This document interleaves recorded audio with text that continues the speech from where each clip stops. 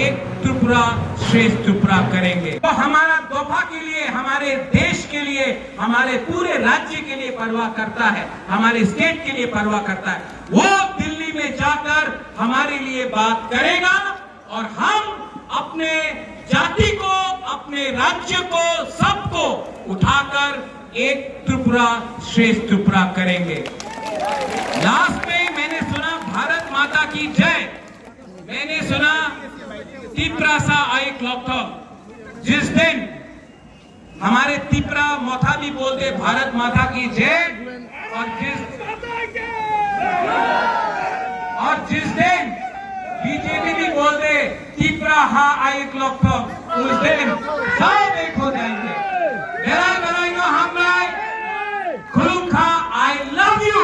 I love you, and I will always fight for you, and I will always fight for a ha.